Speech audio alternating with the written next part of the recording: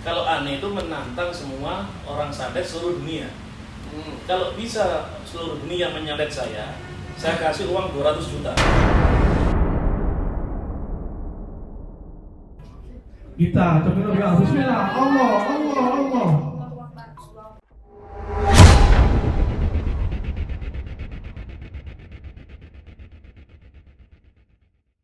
Jangan lupa subscribe. Kalau kalian lupa subscribe, Pipi Klim Ketelan kuat kalian hadir. Bye.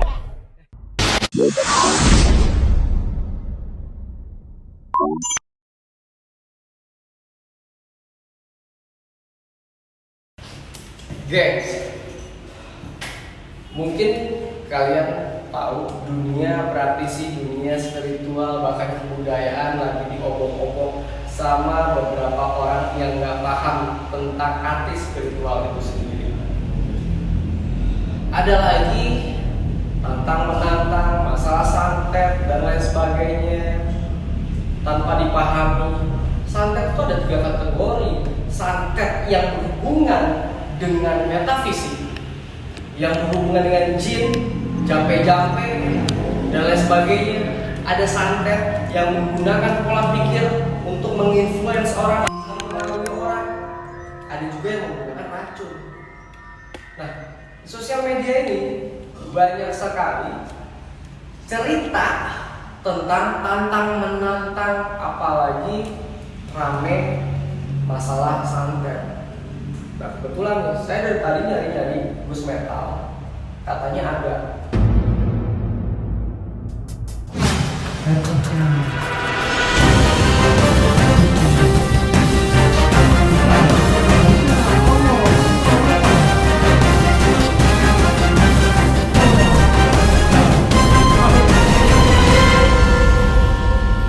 Ya, bismillah. Alhamdulillah ya teman-teman.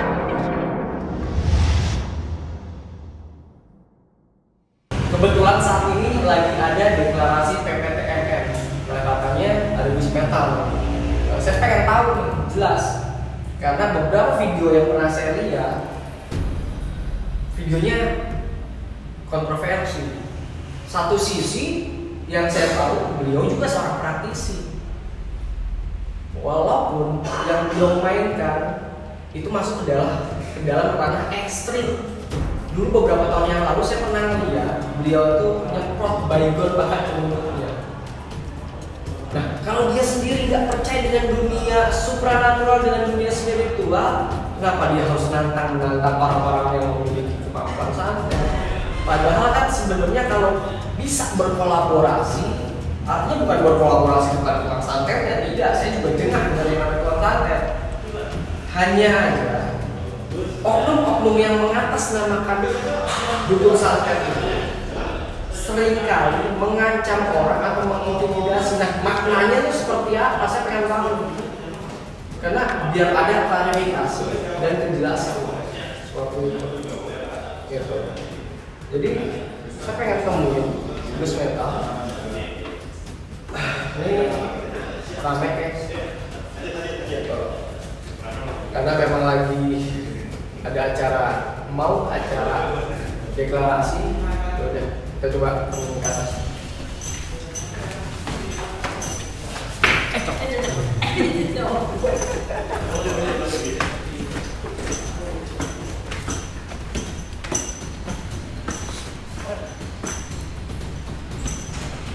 Gus, Ya, Nara, mas saya.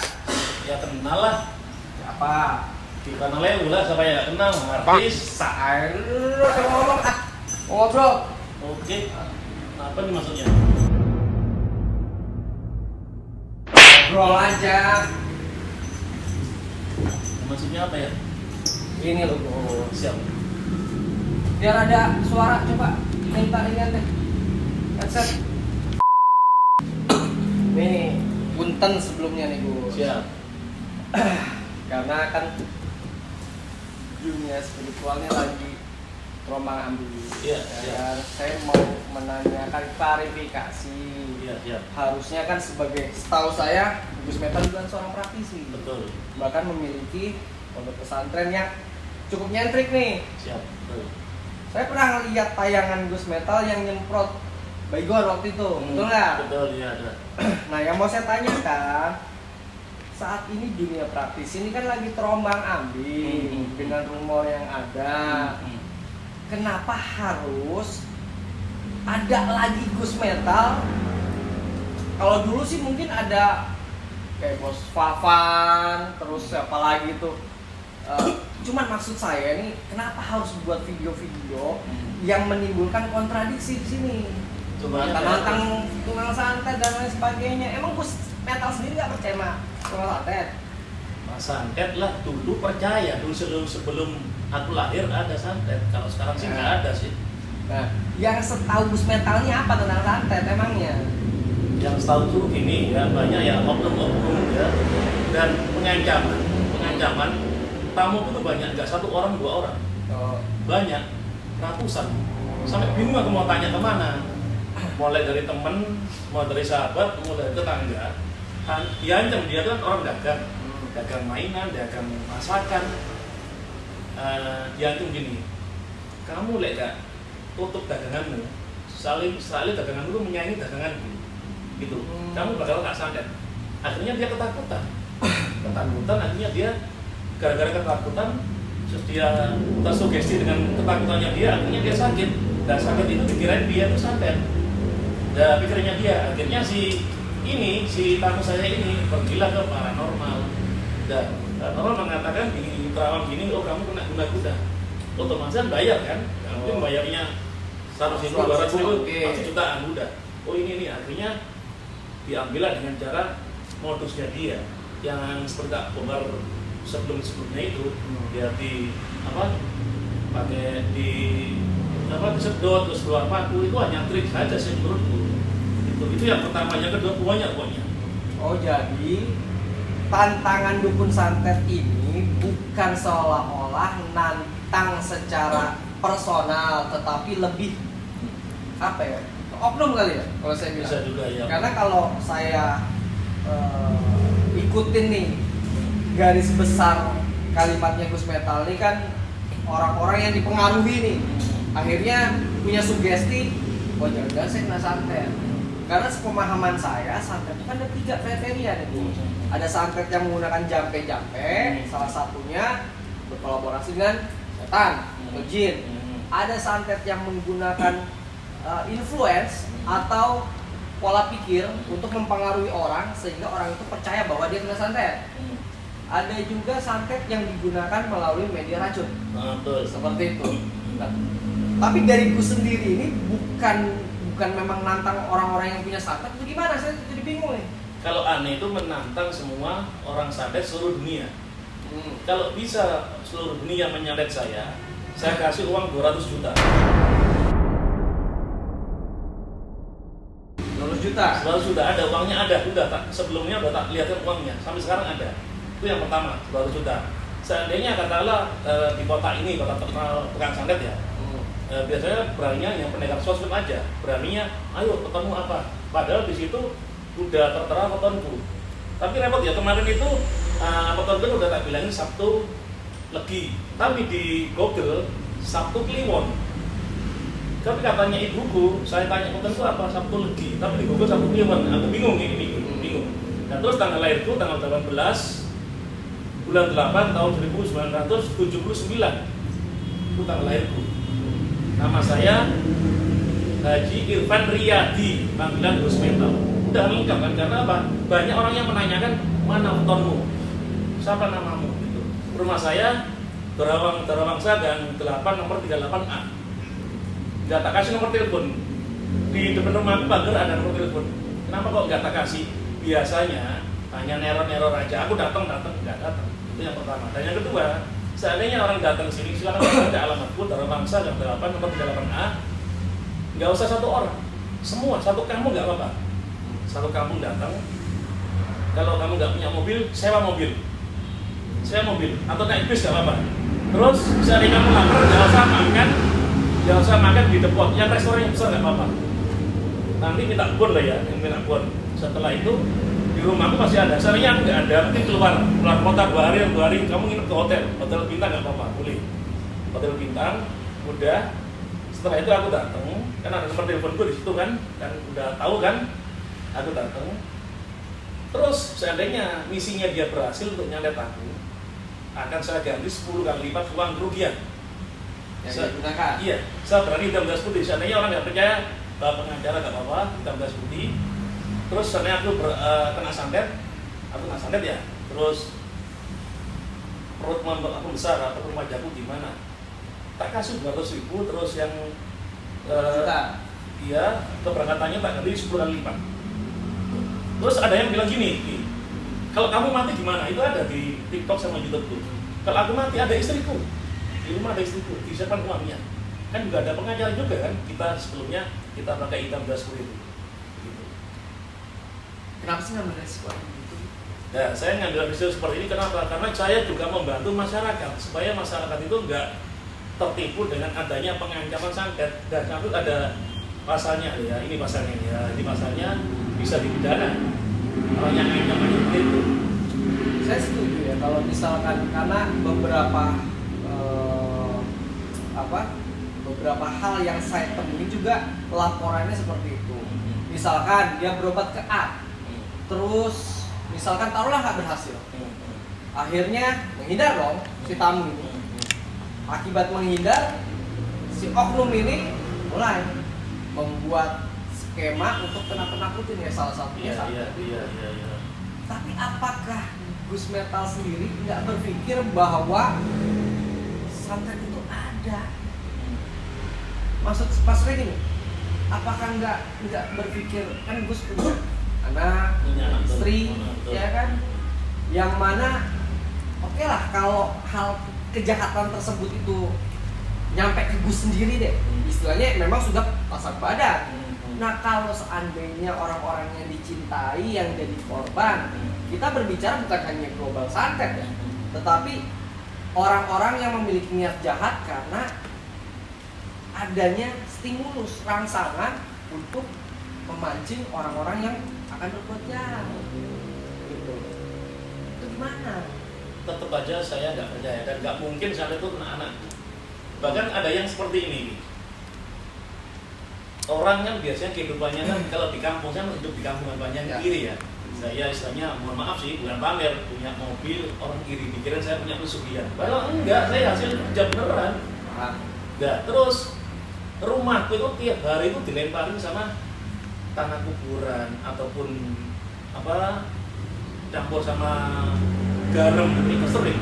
Aku lihat sendiri, akhirnya aku pasang CCTV. Nanti ketahuan orang, tak tegur. Aku kalau melaporkan bisa, tapi aku enggak. Aku bilang gini, kamu kenapa lemparin rumah kamu bakalan malah suka sendiri. Kamu pasti dibohongin dukun. Kamu suruh melempar ke rumahku, malah dia suka sendiri. Artinya kena karmanya dia kan sampai dia sakit-sakitan. Sering seperti itu. Nah, seperti tadi saya sampaikan nih Gus, kalau saya sih orangnya gini ya, sebenarnya tidak mau ikut campur urusan orang lain selama orang lain itu tidak pernah musik saya. Tapi karena gini, ya walaupun saya kenal baru nih sama Gus Metal, tapi saya memiliki chemistry tersendiri.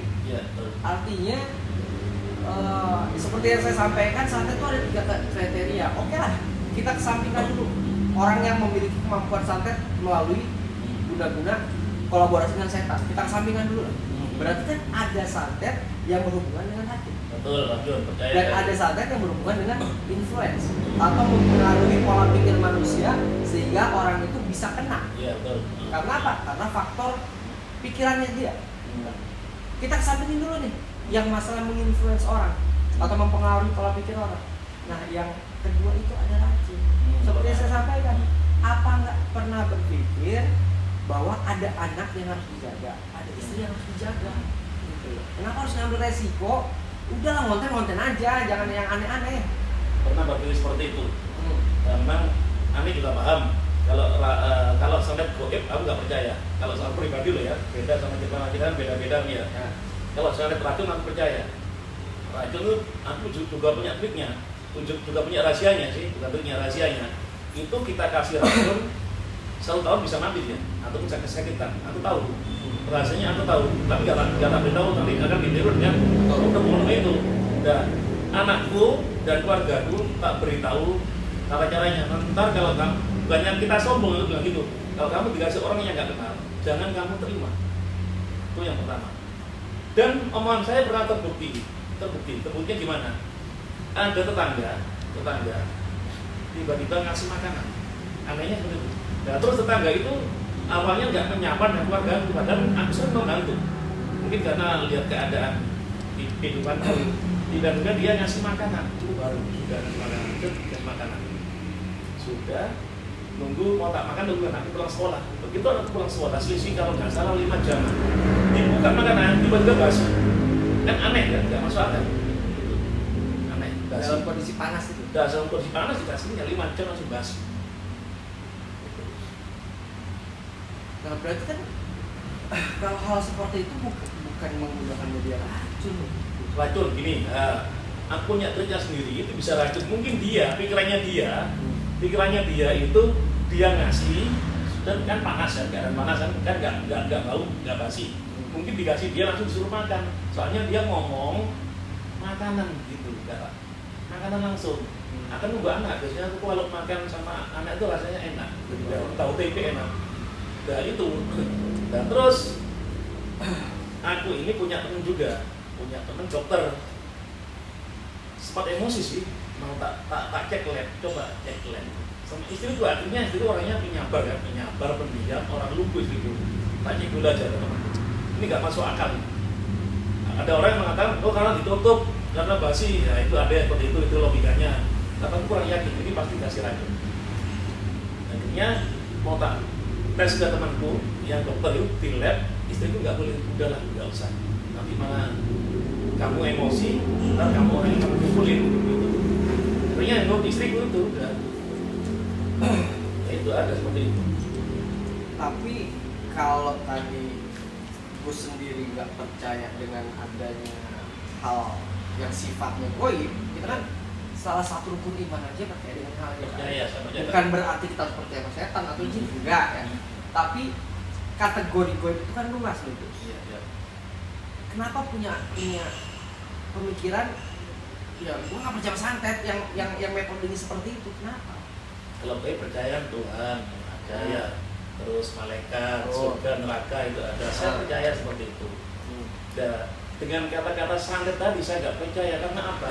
Itu tadi kembali ke tadi, banyak orang yang diancam dengan santet. Dan ngomong seperti ini untuk menyelamatkan masyarakat, biar masyarakat itu nggak percaya dengan adanya santet-santet itu.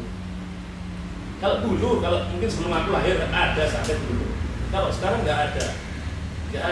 Makanya kan berarti Gus ya percaya dong adanya santet yang menggunakan metode gaib, betul nggak? Karena bahasanya dulu percaya. Sebelum saya lahir. Sebelum lahir percaya. Dengar dari nenek moyang. Ini ada yang nak santet itu dengar aja. Mungkin bisa dikatakan memang dulu itu orang sakti bener dulu dulu orang sakti bener. Nah, sekarang mungkin saktinya hanya sakti akal-akalan aja. Sosmed betul. Sosmed. Karena banyak dimulai tamuku yang itu sering. Alhamdulillah sih banyak percaya, setelah omongan itu percaya, akhirnya dia merasa nyaman. Kayak dagang itu nyaman, gak ketakutan. Bahkan sampai dagangannya dikasih ulat gonggong itu, makanannya burung itu ada dia ragu. Dia ketakutan, nangis sampai aman sudah apa. Kalau kamu percaya aku ya, alhamdulillah. Kalau nggak percaya masalah kamu, alhamdulillah percaya. Tapi ya dagangannya malah normal. Buahnya nggak satu orang, buahnya itu normal. Nah, sebenarnya, jadi saya apa ya? Jadi pengen tahu lebih dalam nih Gus. Satu sisi Gus bisa dibilang masuk ke dalam ranah praktisi. Siap. Ya. Praktisi itu berarti kan orang yang memang ahli di bidang. Iya. Kalau orang mungkin nyebut Gus Metal sebagai pimpinan ponpes, nggak percaya Gus. Saya sorry, karena apa? Ya, dan rocker Gus, betul nggak? Iya. Tapi kalau orang berpikir Gus Metal pasti percaya, betul nggak? Betul. Karena apa? Satu sisi mengedepankan style. Orang ya walaupun sekilas mirip penyanyi reggae, betul nggak? Betul. Tapi dengan atribut yang digunakan, terus berbicara tentang hal yang orang tidak pernah bahas, ya orang berpikir, sudah tahu ini dukun. Nah kalau dukun, kenapa ngebahasnya justru hal-hal yang bertentangan dengan profesi? Itu yang buat saya penasaran.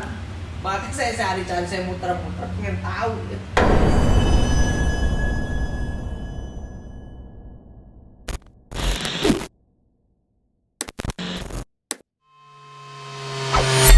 Saya juga punya bos untuk beli barang anti silet, anti kebal itu sampai luar pulau, luar kota, luar negeri. Itu sampai 20 tahun lebih. Enggak, kata 2 tahun, 20 tahun lebih loh ya. Tak tes. Artinya apa? Kita suruh bawa uang sampai 1 miliar, 2 miliar, terus 200 juta, itu uang cash loh ya. Kita datang ke sana. Ternyata apa hasilnya? Kadang siletnya diganti. Iya, awalnya sih bosku ketipu, akhirnya kenal aku, tolong minta satu kan enggak gitu. Dia akhirnya palsu. Kalau dia ngomong palsu, kan ketahuan palsunya. Enak, palsu enggak? Kalau dia ngomong palsu enak, kalau dia bulat, akhirnya terpaksa kita main tangan. Banyak di YouTube kan banyak itu yang mengaku itu.